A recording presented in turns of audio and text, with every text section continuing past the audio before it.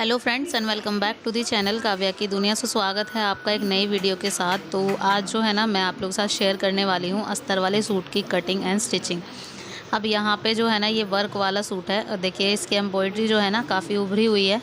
मतलब थोड़ी ज़्यादा हैवी है और मुझे इस सूट की कटिंग करनी है और इसको सिलना है। तो यहाँ पे जो है ना ये फ्रंट पार्ट है। सबसे पहले तो मैं इसकी लेंथ चेक करती हूँ कि लेंथ कितनी आ रखी है, तो उसके अकॉर्डिंग ही फिर अस्तर जो है ना कहाँ तक मुझे रखना है उस हिसाब से। अब यहाँ पे इसका गला चेक कर रही हूँ कि गला जो है ना ज़्यादा डीप तो नहीं है, क्योंकि ज़्यादा फैले हुए गले दिए होते हैं इसमें और ज़्यादा डीप भी दिए होते हैं। तो अगर डीप दिया होता है तो हम ऊपर से थोड़ा कम ले लेते हैं, लेकिन अगर चौड़ा दिया हुआ था मतलब विथ में ज़्यादा दिया होता है तो हम बीच में एक सिलाई लगा लेते हैं। अब ये अस्तर है और मुझे लगता है इसमें प्रेस की ज़रूरत है, तो जी मैं प्रेस कर ला इस पर। अब देखिए कितना अच्छा हो गया ये। विदाउट प्रेस ना कटिंग हो ही नहीं पाती बिल्कुल भी। अब यहाँ पे जो है ना सबसे पहले तो मैं ये विथ का जो भी मतलब मेज़रमेंट है मेरा वो मैं लगाऊंगी यहाँ पे।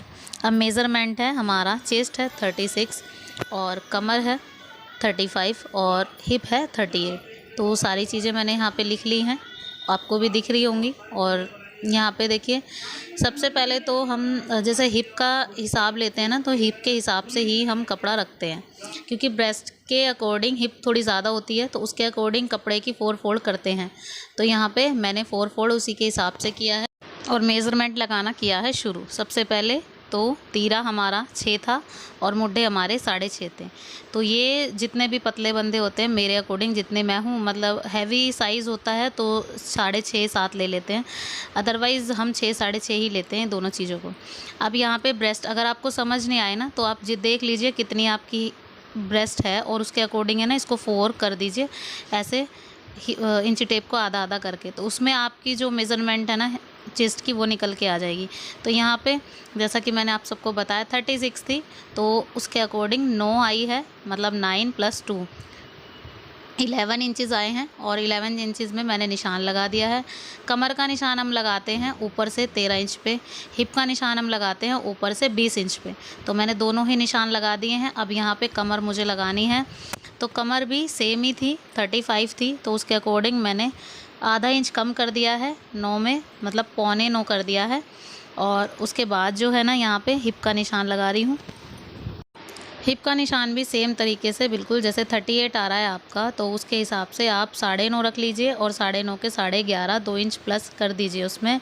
और उसके बाद जो फिटिंग है उसको फिटिंग से मिला दीजिए और एक्स्ट्रा है उसको एक्स्ट्रा से।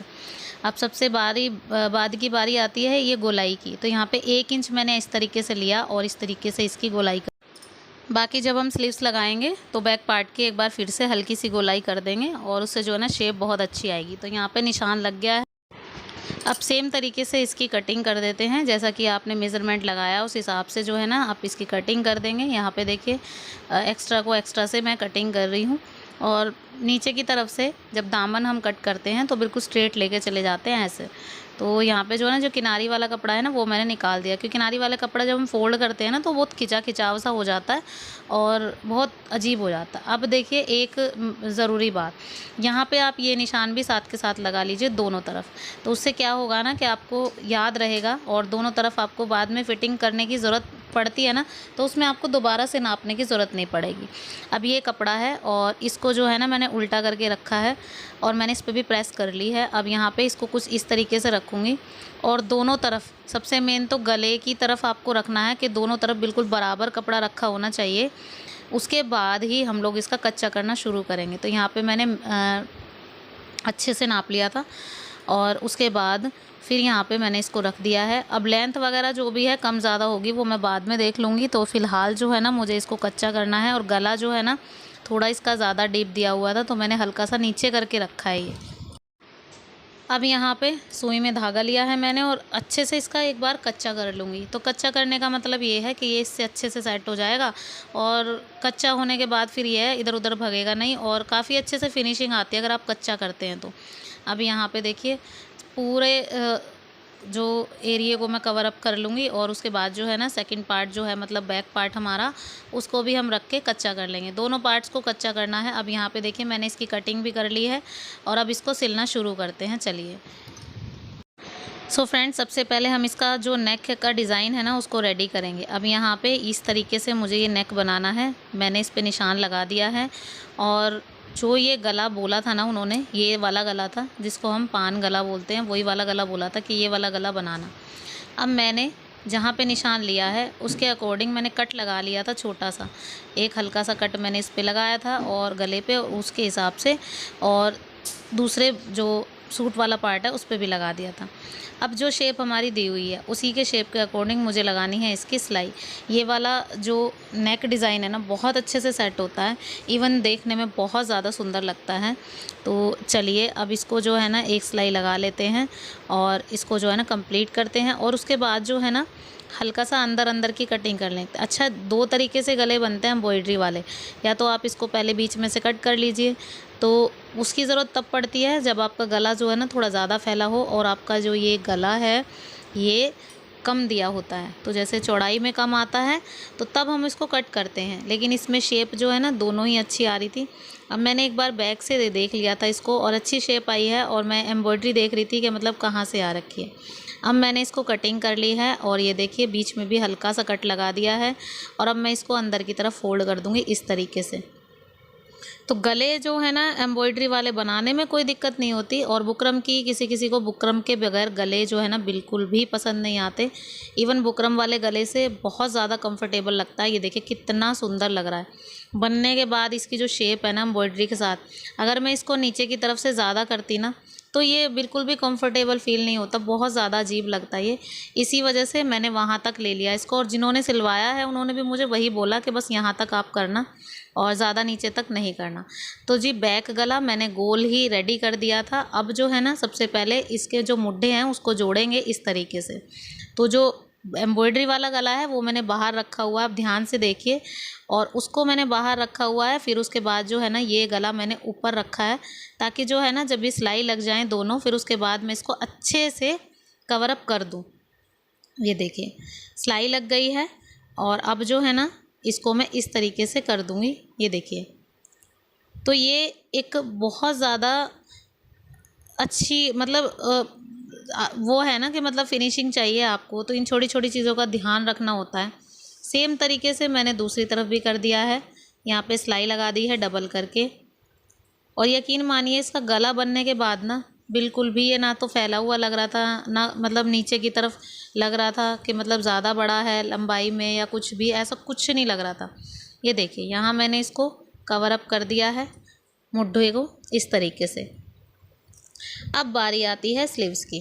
अब जैसा कि मैंने आपको बताया कि मैं हमेशा खुली स्लीव्स लगाती हूँ, इस तरीके से लगाती हूँ। जो स्लीव्स है उसका जो फ्रंट मतलब फ्रंट वाला पार्ट है उसमें हल्की सी गोलाई दे देती हूँ इस तरीके से, और सूट में भी सेम तरीके से गोलाई मुझे देनी है यहाँ पे, और दे दी है। उसके बाद जो है ना एक तरफ की सिलाई हम ऐसे पकड़ के लगाएंगे, और इसमें आपको आपके अगर सूट में बाद में दिक्कत होती है, जैसे आपको ढीला टाइट लगता है, जैसे कभी अगर आपका वेट लूज़ हुआ है या फिर बढ़ा है, उसमें भी आपको कभी दिक्कत नहीं होगी। सीधी सी सिंपल सी सिलाई होती है, उसको आप लगा सकते हैं, खोल भी सकते हैं, तो उसमें दिक्कत नहीं होगी। तो इसीलिए हमेशा खुली बाजू जो है ना बहुत ज़्यादा मतलब कंफर्टेबल होती हैं। अब दोनों तरफ मैंने इसकी सिलाई लगा दी है, और अब बारी आती है स्लीव्स को रेडी करने की। तो स्लीव्स को मुझे रेडी करना है समोसा लेस के साथ। तो मैंने सोचा ये बहुत ज़्यादा प्लेन लग रही हैं, तो मुझे लगा कि मतलब मैं लगा देती हूँ, और देखिए समोसा लेस लगाई ना तो बहुत अच्छा लुक जो है ना निकल के आया। अब यहाँ पे ब्राइटनेस पता नहीं कैसे ज़्यादा हो गई फ़ोन की, और बहुत ज़्यादा मतलब वाइट वाइट दिख रहा था, मुझे समझ ही नहीं आ रहा था ये हुआ क्या। अब ये देखिए इस तरीके से हम समोसा लेस लगाएंगे, और देखिए कितने अच्छा लग रहा है ना ये समोसा लेस के बाद ना। कुछ तो एक तो समोसा लेस गोल्डन थी और इसके साथ बहुत अच्छे से मैच कर रही थी, ये देखो, और इसका लुक भी मतलब अच्छा लग रहा था। मैंने मतलब सुंदर बना दिया इस स्लीव्स को, भले एक छोटी सी लेस है लेकिन फिर भी जो है ना बहुत अच्छी लग रही थी। और अब मुझे जैसे मैंने वो वाली स्लीव्स लगाई है सेम इसको भी रेडी जितना मुझे रखना है उसके अकॉर्डिंग, बाकी मैं इसको ऐसे मैंने लगाई कैसे मैं आपको वो दिखाने वाली हूँ।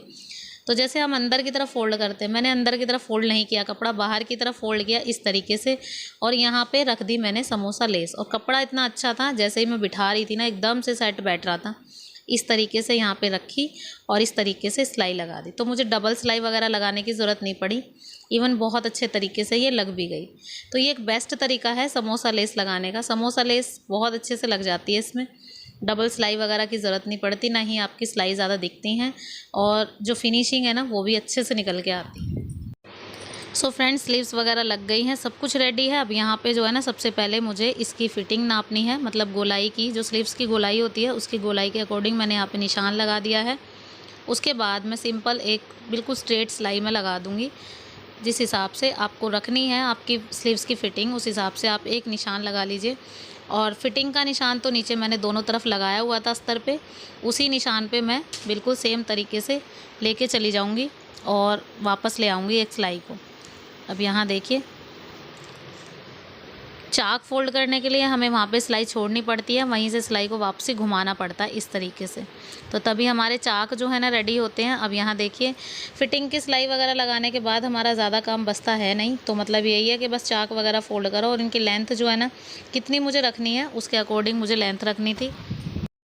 सो फ्रेंड्स, सूट बन के रेडी हो गया है यहाँ पे देखिए, और मैंने इसकी लेंथ वगैरह भी एडजस्ट कर दी है जिस तरीके से, जिसकी मेज़रमेंट के अकॉर्डिंग। और यहाँ पे देखिए मैंने अस्तर लगा दिया इस तरीके से। तो अस्तर जो है ना हमेशा सूट की जो मेन कपड़ा होता है उससे ऊपर ही होता है, ताकि झोल वगैरह ना आए। और स्लीव्स देखिए कितनी अच्छी लग रही है। सो फ्रेंड्स, सारी मेहनत के बाद सूट जो है ना बहुत अच्छे से रेडी हुआ। आई होप आप सबको भी वीडियो पसंद आया होगा। पसंद आया हो किसी भी वजह से तो प्लीज़ लाइक के बिना मत जाना। चैनल पर नए हैं तो प्लीज़ चैनल को सब्सक्राइब ज़रूर कर लेना। मिलते हैं नेक्स्ट वीडियो में। Till then bye bye and take care.